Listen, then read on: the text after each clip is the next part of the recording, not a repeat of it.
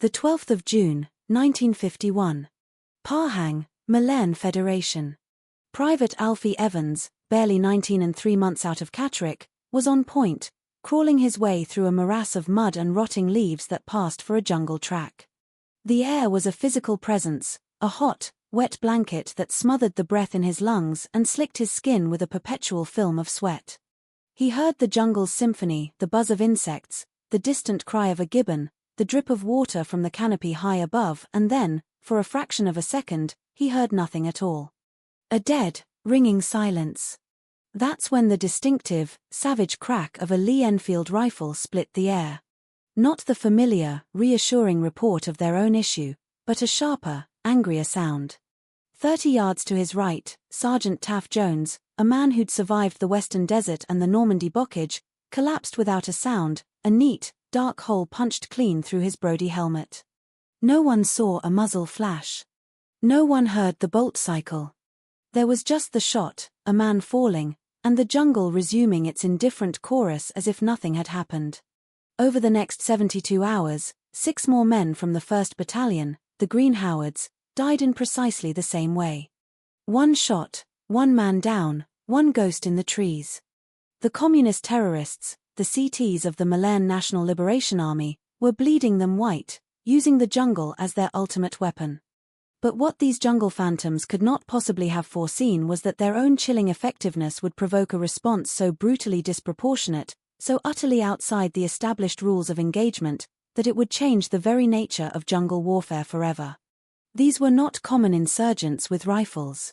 They were specialists, men who had made the jungle their home, their ally, and their camouflage. For months, they were drilled in the art of becoming invisible. They would weave local ferns and broad, waxy leaves into their clothing, daub their faces with mud and charcoal, and ascend into the towering canopy of the dipterocarp trees before the first hint of dawn, when the mist still clung to the forest floor.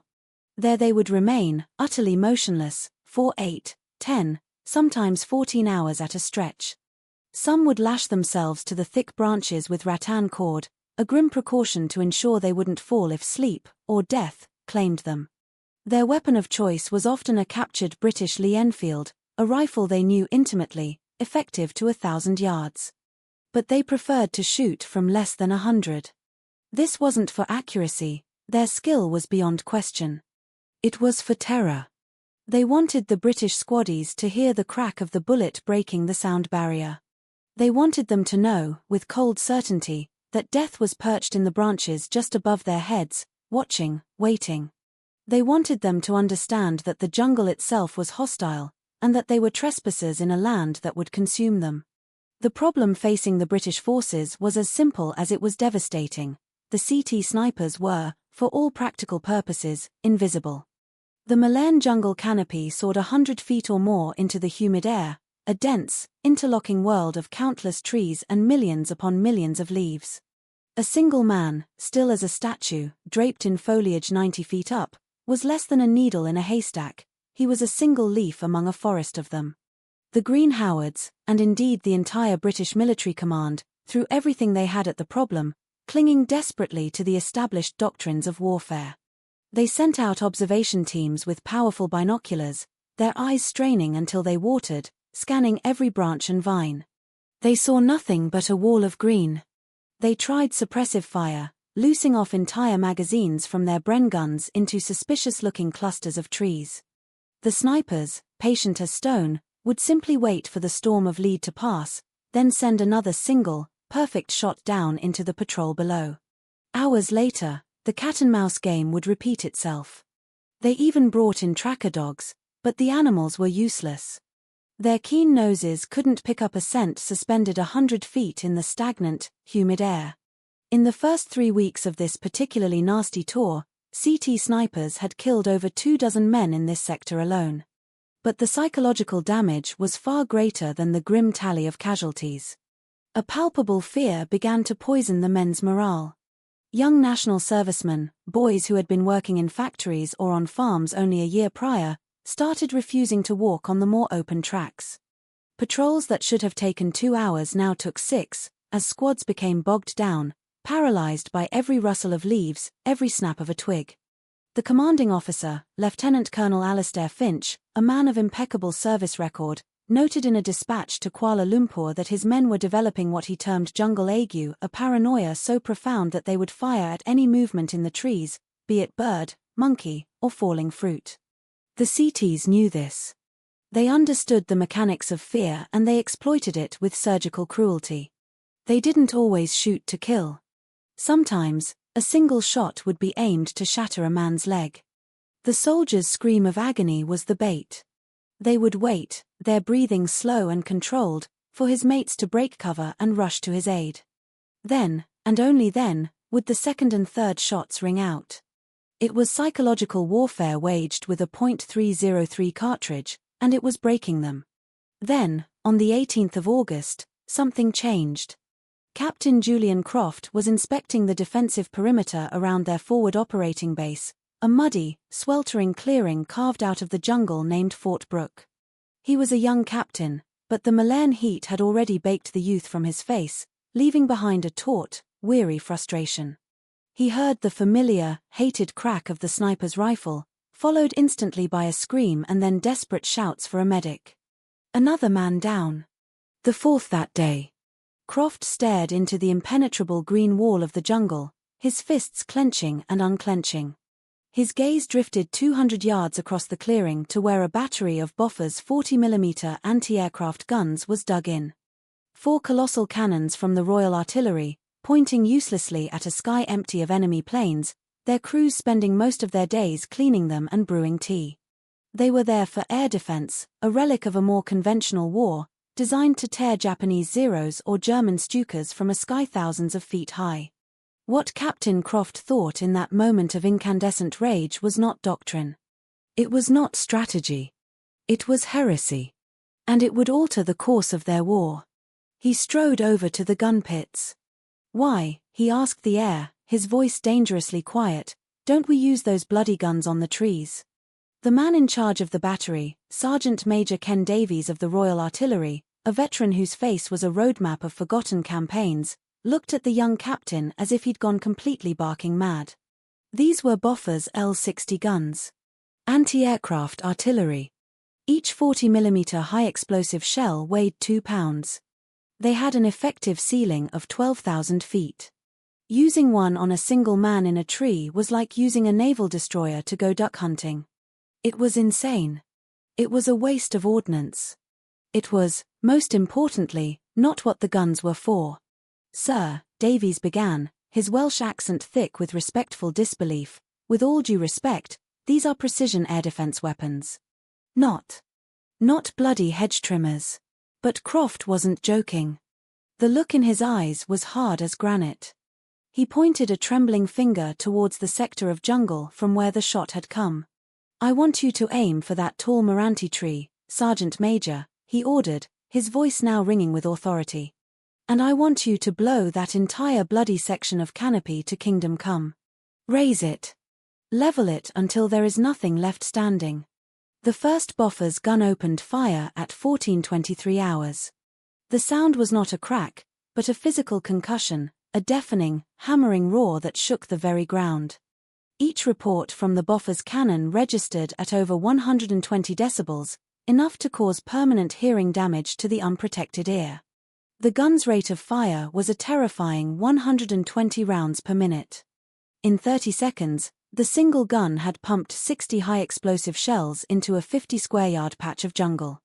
The effect was nothing short of apocalyptic. The 40mm shells didn't just hit the trees, they detonated within them, obliterating them from the inside out. Each impact ripped branches the thickness of a man's thigh from their trunks. Towering palm trees were snapped in half like matchsticks. The dense, leafy canopy that had concealed the snipers for weeks was vaporized in a storm of green pulp, splinters, and black smoke. It was as if a giant, invisible scythe had swept through the top 100 feet of the forest. When the smoke finally cleared and the last wooden splinter had rained down, a stunned patrol cautiously advanced into the ravaged sector. They found 3 bodies, mangled and torn, amidst the debris. One of them was still tied by his rattan cord to a massive branch that had been sheared from its trunk and plunged 90 feet to the jungle floor. They hadn't scored a direct hit on a single one of them. The shrapnel from the exploding shells and the blizzard of razor-sharp wood splinters had done the job. As Captain Croft later wrote in his official report, 40mm shells do not require precision when they destroy everything within a 15-yard radius of their intended target. The technique was refined with astonishing speed. The infantry developed what they grimly christened canopy sweeps. When a patrol suspected sniper activity in a sector, or even before, as a preventative measure, they no longer sent men in to hunt. They simply got on the wireless to Fort Brooke.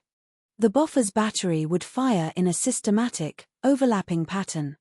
First, they would target the highest crowns of the trees, then the middle layers, and finally the dense undergrowth. A full sweep took 4 minutes and consumed over 200 shells. The cost in ammunition was astronomical. Each 40mm shell cost the equivalent of £17 in 1951. A single sweep represented nearly £3,500 worth of ordnance, a staggering sum. But the squaddies stopped dying. What the CTs, with their immense individual skill and junglecraft, had failed to account for was that the British Empire, even in its decline, possessed something they could never match: near-limitless industrial capacity. For the Malayan National Liberation Army, every trained sniper was an irreplaceable asset. Months, even years, of training, specialized equipment, and accumulated tactical knowledge. To lose a sniper was to lose a massive investment of time and resources. For the British Army, 200 Bofors shells were a rounding error in the annual defense budget. The CTs lost something irreplaceable, the British lost something they could manufacture by the million. Lee Wei, one of the few CT snipers captured alive during the campaign, described the sheer terror of the Bofors sweeps during his interrogation. His words, filtered through a translator, painted a vivid picture of helplessness. "We could hide from a man's eyes," he said, his voice barely a whisper. "We could fool the dogs. We could disappear." But when the sky cannons began to roar, there was no escape. The entire tree would shake as if in an earthquake. Branches would fall all around you. The air itself would turn to knives, he gestured with his hands, thousands of flying splinters that cut like razors. It was as if the god of the sky itself was trying to kill you. Lee Wei had been captured after a Bofors sweep had literally dismantled the tree he was hiding in. He had survived the fall with 3 broken ribs and shrapnel embedded in both legs, not from a direct hit, but simply from the violent, explosive destruction of his world. The numbers told the story with cold, hard clarity. During July and August of 1951, before the systematic use of the Bofors guns, CT snipers were responsible for 28 British and Commonwealth deaths in the Pahang sector.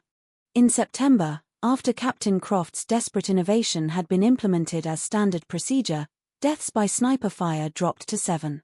In October, there were only 2. By November, the sniper had ceased to be a significant threat. It wasn't because they had all been eliminated. It was because the ones who remained were too terrified to pull the trigger. Every time a sniper fired his rifle, he gave away his general position. And giving away his position now meant that the sky cannons would be coming for him. The CTs tried to adapt. Some snipers took a shot and then immediately began to move, scrambling through the canopy like monkeys to find a new position before the artillery response arrived. But moving through the high branches was slow and clumsy. The Bofors shells arrived in under 3 minutes. Others tried firing from lower positions in the undergrowth, but this sacrificed their greatest advantage: height. Without it, they lost the ability to see the patrols before they themselves were seen. Many simply stopped shooting. They would climb to their hides and sit there, motionless, 4 days on end, waiting for the British patrols to pass, hoping the front line would move on and leave them behind. They preferred the risk of starvation to the certainty of the Bofors. The tactic, born of desperation in a muddy corner of Malaya, spread throughout Britain's spheres of influence. During the Borneo confrontation a decade later, Gurkha patrols would preemptively call in artillery to sanitize any high ground that could conceal Indonesian snipers. In Aden, mortars were used to achieve a similar effect against insurgents hiding in the rocky crags of the Jebel. What had been a captain's wild gamble was now military doctrine. The total cost of the Bofors campaign in that single Melaine sector was estimated to be around £120,000 in ammunition alone. But the cost to train a single infantryman and deploy him to the Far East was over £3,500. The 21 men whose lives were statistically saved by the Bofors between August and November represented an investment of over £73,000. But the numbers, compelling as they were, didn't capture the most crucial change, the shift in morale. The squaddies, who had lived for weeks with the constant, gnawing fear of an unseen enemy, suddenly had an answer. They had a titan on their side. They were no longer the prey. They were now the hunters, and their weapon was artillery. Private Alfie Evans, the same boy who had watched Sergeant Jones die on that muddy track, wrote a letter home to his parents in Yorkshire in October. Before, he wrote, walking through the jungle was like waiting for lightning to strike. You knew it could happen at any second, and there wasn't a blessed thing you could do about it. Now, when we hear a shot, we don't panic.